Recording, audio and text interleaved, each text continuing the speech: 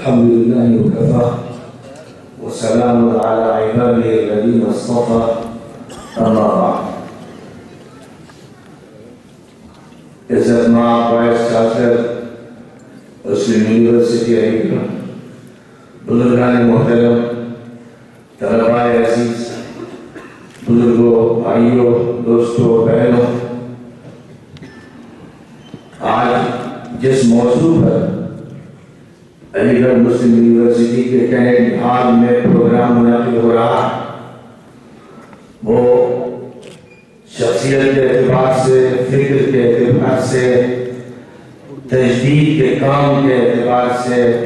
اصلاح کے موضوع کے اعتبار سے بہت اہمیت رکھتا ہے. بزرگان محترم، بدیع الزمان سعید نورسی ترکی کے مسلم تھے. آخری دور میں انہوں نے تجدید کا عظیم الشان کارنامہ انجام دیا. وہ داعی تھے، مصنف تھے، مفسر تھے اور مفکر تھے. ان سے تعارف عام طور پر ترکی سے باہر پہلے نہیں ہو سکا تھا. اگر اسلام کی جو صورتحال ماضی میں رہی ہے،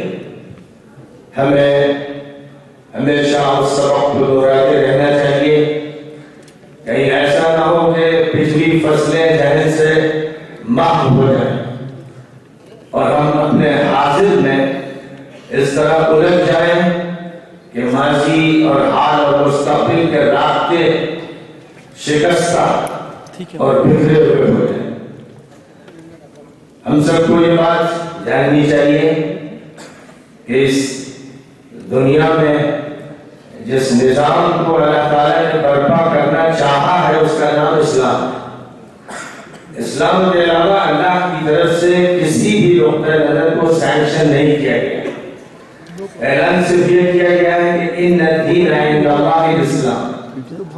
دین اللہ کے نزدیک ضابطۂ حیات، طریقۂ حیات، زندگی گزارنے کا طریقہ صرف اور صرف اسلام.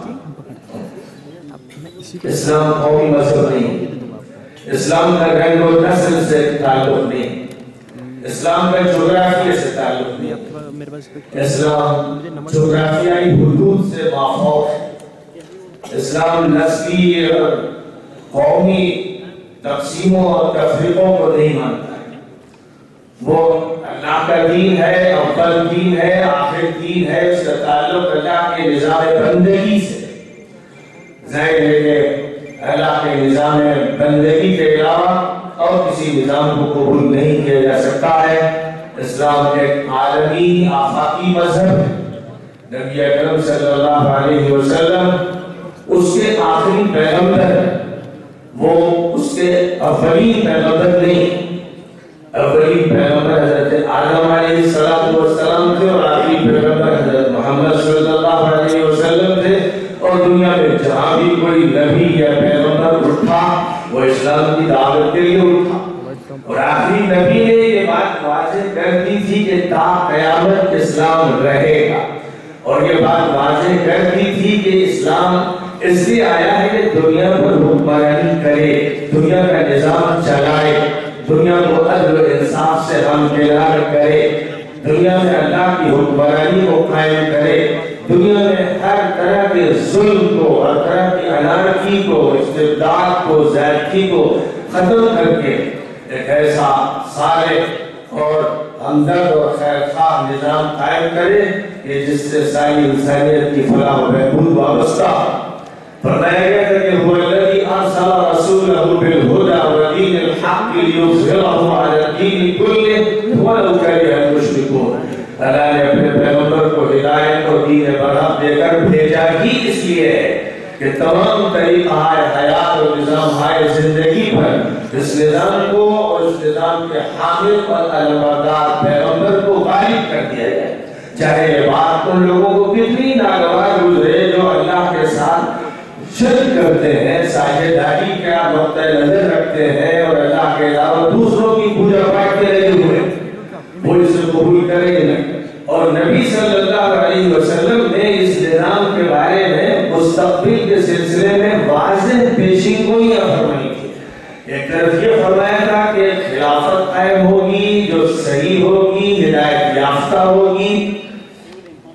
چار خلفاء کے بارے میں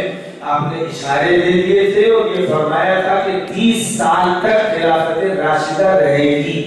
پھر ملوکیت کا دور آئے گا۔ اور یہ وہ حقیقت ہے جس کو ہم اور آپ سب جانتے ہیں کہ 30 سال تک یعنی 40 ہجری تک خلافت راشدہ رہی، پھر ملوکیت کا دور بنی امیہ کی حکمرانی کی شکل میں ظاہر ہوا، جو تقریباً دوسری صدی کے وسط 135-36 تک باقی رہا۔ پھر ملوکیت کا دوسرا دور عباسی سلطنت کی شکل میں شروع ہوا، جو 656 میں تاتاریوں کے حملے کے بعد ختم ہو گیا۔ پھر اس کے بعد عثمانی خلافت کا دور ترکی کی سرزمین سے شروع ہوا، جس نے اپنے ڈانٹے مشرق و مغرب میں پھیلا دیے، اور عباسی سلطنت کی وراثت جس کو ملی اور جس کا سلسلہ 20ویں صدی کے اوائل تک رہا۔ 1924 میں ترکی کے قاتل اور دنیا میں اسلامی ممالک میں مسلمانہ تحریک کے بانی مصطفیٰ کمال کے ذریعے سے ہوا، جس نے خلافت کی قبا تار کر دی، اور 1924 میں یہ اعلان کیا کہ اب خلافت کا کوئی مسئلہ نہیں۔ یہی وہ شخص ہے جس کو لوگوں نے غلطی سے اتاترک مانا اور اس کو قوم کا باہو اور ملک کا باہو تصور کیا گیا، حالانکہ اس میں کوئی شک و شبہ نہیں ہے۔ ظاہر ہے کہ اس وقت ظلم تھا، استبداد تھا، اس وقت ظلم کی چکی میں لوگوں کو پیسا جا رہا تھا، علماء کو سولی پر چڑھایا جا رہا تھا، قتلگاہوں میں ان کو ڈالا جا رہا تھا، اور سعید نورسی کو بھی گرفتار کر کے ان کو لاشیں دکھائی گئی تھی کہ اگر تم بھی وہی بات کرو گے جو ان مولویوں نے کی اور ان عالموں نے کی تو حشر اسی طرح ہوگا، جس طرح ان کی لاشیں تم دیکھ رہے ہو تمہاری بھی لاش نظر آئے گی۔ تو اس وقت سعید نورسی نے کہا تھا کہ میں اس کے لیے تیار ہو کر آیا ہوں، اگر 1000 جانیں بھی مجھے اللہ دے تو میں یہ تمنا کروں گا کہ ہر جان اسلام پر قربان ہو جائے۔ یہ وہ بات تھی جو سعید نورسی نے اس وقت کہی تھی جب مصطفیٰ کمال کی اتحاد و ترقی کی تنظیم کی طرف سے اسلام کے خلاف ایک ایسی مہم چھیڑی گئی تھی جس کے نتیجے میں قرآن کا کوئی مکتب برداشت نہیں کیا جا رہا تھا، اذان کو تبدیل کر دیا گیا تھا، عربی زبان کو ملک سے نکال دیا گیا تھا، اور آخری شکل یہ اختیار کی گئی تھی کہ شیخ الاسلام جو ملک کا سب سے بڑا دینی اور مذہبی عہدہ تھا، شیخ الاسلام کے سر پر مصطفیٰ کمال نے قرآن کو پٹک کے مارا۔ یہ آخری شکل تھی کہ اس نے یہ اعلان کیا کہ شیخ الاسلام اب تمہاری نہیں چلے گی، قرآن کو ہم تمہارے سر پر پٹکتے ہیں، اپنا قرآن لے جاؤ، اپنا دین لے جاؤ، اپنی شریعت لے جاؤ۔ اب یہاں مغربیت چلے گی، وہ مغرب کا ہیٹ پر پہنا جائے گا، ترکی ٹوپی بھی اب ممنوع ہوگی اور اسلام کے مظاہرے میں کوئی معنی نہیں ہوگی۔ یہ وہ حالات ہے۔ ترکی میں سب سے پہلے سیکولرزم کے نام پر سیکولرزم کی تعریف یہ کی جاتی ہے کہ کسی مذہب کو چھیڑا نہ جائے اور سرکار کسی مذہب کو اختیار نہ کرے۔ لاطینیت کی اگر یہ تعریف کی جائے تو چلیے ایسی سرکار بھی لوگ گوارا کر لیں، لیکن جب لاطینیت کا مطلب یہ ہو کہ مذہب ملک میں رہنے نہیں دیا جائے گا، اس کے شاعر کو اور اثرات کو مٹا کے رکھ دیا جائے گا، اس کے علمبردار علماء کرام کو سولی پر چڑھا دیا جائے گا، جب بنیاد یہ ہو، اور ظاہر ہے کہ یہی وہ بنیاد تھی مصطفیٰ کمال کے ذریعے سے جو نقطۂ نظر عالم عربی کو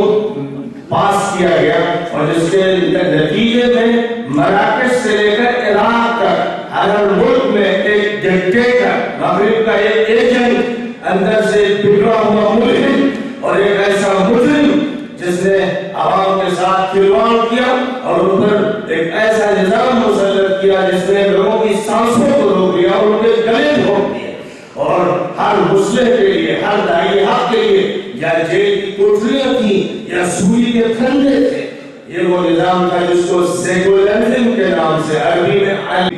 130 رسالے لکھے، اور جب ان کے رسالے چھپ نہیں سکتے تھے، پریس پر پابندی تھی اور رسالوں کی نشر و اشاعت پر پابندی تھی، تو ان کے جوانمند شاگردوں نے، ان کے فرزندوں نے، علمی فرزندوں نے اپنے قلم سے ان رسالوں کو لکھ لکھ کر لوگوں میں پھیلایا۔ 6 لاکھ نسخے ان کے رسالوں کے تیار کر کے ترکی کے چپے چپے پر پہنچا دیے، جس میں انہوں نے اپنی قوم کو اس کی دعوت دی کہ اس وقت جو الہادی مہم چھڑی گئی ہے اتحاد و ترقی کی انجمن کی طرف سے اور مصطفیٰ کمال اور اس کے یہودی ٹولے کی طرف سے اور مغرب کی صلیبی طاقتوں کی طرف سے جو جنگ اسلام کے خلاف چھیڑی گئی ہے، اس کا مقابلہ ایمانی طاقت سے کرنا ہے، اس کا مقابلہ قرآن سے کرنا ہے۔ اور ان کی زندگی کے بڑا اہم واقعہ ہے کہ جس وقت برطانیہ کی پارلیمنٹ میں ولیم گلیڈسٹون نے قرآن کے نسخے کو خط میں دکھاتے ہوئے یہ کہا تھا کہ ممبران پارلیمنٹ، جب تک یہ کتاب ترکوں کے ہاتھ میں رہے گی یا کسی بھی مسلم ملک میں رہے گی، ہم ان پر غالب نہیں آ سکتے ہیں، یا تو ہمیں اس کتاب کو ختم کرنا پڑے گا یا پھر ترکی قوم اور مسلم قوم کا رشتہ اس کتاب سے کاٹنا پڑے گا، اس کے علاوہ کوئی راستہ نہیں ہے۔ یہ بات جس وقت اخبار میں ترکی کے شائع ہوئی اور سعید نورسی نے اس بیان کو پڑھا تو ان کے تن بدن میں آگ لگ گئے، ایسا معلوم ہوا جیسے شعلے بھڑک گئے، اور انہوں نے اسی دن طے کیا کہ آج سے میری زندگی کا ہر دن قرآن کے لیے وقف ہوگا، اب میں قرآن بولوں گا، قرآن لکھوں گا، قرآن کا پرچار کروں گا، پوری قوم میں قرآن کو منتقل کروں گا۔ ظاہر ہے کہ یہی ہر دور میں باطل کا نشانہ رہا ہے، باطل چاہتا ہے کہ قوم کے ہاتھ میں قرآن نہ رہے۔ کیا علی گڑھ مسلم یونیورسٹی کے طلبہ اور یہاں کے ذمہ داران یہ فیصلہ سعید الزمان نورسی کے ساتھ مل کر نہیں کر سکتے کہ ہم پوری دنیا میں قرآن پیش کریں گے اور پوری دنیا میں قرآن پڑھائیں گے اور دنیا کے بڑے بڑے پارلیمنٹس اور ایوانوں میں قرآن کی صدا لگائی جائے گی کہ اللہ کا، یہ تمہارے گاڈ کا، تمہارے لارڈ کا، تمہارے ایشور کا، تمہارے بھگوان کا یہ لاسٹ میسج ہے، یہ لاسٹ ریویلیشن ہے، اس کا تعلق انسانیت سے ہے، پوری انسانیت کو یہ پیغام دیا گیا ہے۔ سعید الزمان نورسی نے یہی نغمہ لوگوں کو سنایا اور اسی میں اپنی زندگی کو لگایا، اور یہی نغمہ ہمارا ہے۔ ہندوستان میں خلافت عثمانی کی بقا اور تحفظ کے لیے خلافت موومنٹ چلائی گئی تھی، مولانا عبدالباری فرنگی محلی کی سرپرستی میں، مولانا محمد علی جوہر، مولانا شوکت علی اور مولانا ابوالکلام آزاد، اور جن کے ساتھ گاندھی جی کو بھی شامل کیا گیا تھا۔ اس ملک میں خلافت تحریک چلائی گئی اور خلافت تحریک نے کانگریس کو طاقت دی اور خلافت تحریک نے ملک کی آزادی کو قوت پہنچائی۔ یہ ملک آزاد ہوا ہے خلافت تحریک کے خون سے، خلافت تحریک کے لوگوں سے اور خلافت تحریک کے قوت سے۔ لہذا مجھے بڑی خوشی ہے کہ آج ترکی کے نمائندے پھر آئے ہیں، سعید الزمان کو لے کر آئے ہیں، آپ سعید پیرائی کو لے کر آئیے، آپ شیخ الاسلام ترکیہ کو لے کر آئیے، آپ طے دیجئے کہ ترکی خلافت پھر زندہ کی جائے گی اور عربی قومیتوں کے طرح سے نکال دیے جائیں گے۔ اسلامی قومیت اور اسلام کی بنیاد پر ایک مرتبہ پھر دنیا کی شیرازہ بندی ہوگی، ایک مرتبہ پھر نظام اللہ کا برپا کیا جائے گا اور دنیا سے ظلم کو مٹا کر عدل انصاف قائم کیا جائے گا، ایک مرتبہ پھر یہ کیا جائے گا اور پوری دنیا میں ہر جگہ بتایا جائے گا کہ عدل کیا ہے، انصاف کیا ہے، انسانیت کیا ہے، امن کیا ہے، سلامتی کیا ہے۔ سعید الزمان نے کیا کام کیا ہے، ان کے رسالوں نے کس طرح اس ترکی قوم کو جس پر الہات طاقت سے مسلط کیا گیا، جس نے دیکھا کہ علماء کو سولیوں پر چڑھایا جا رہا ہے، جس نے علماء کی لاشیں دیکھی ہیں، جس نے شیخ الاسلام کے سر پر قرآن کو پڑھنے کا عمل دیکھا، لیکن سعید الزمان اور ان جیسے مفکرین کی کتابوں نے ان کی اس قوم کے ایمان کو تھام لیا، اسلامی تشخص کا تحفظ کیا۔ لہذا جو انقلاب 1924 میں آیا، آج 2014 میں ترکی گواہی دے رہا ہے، ترکی کے علماء سر بلند کر کے کہہ رہے ہیں کہ مصطفیٰ کمال ناکام ہو گیا، مصر کا عبد الناصر ناکام ہو گیا، علم عربی کے مجرم ناکام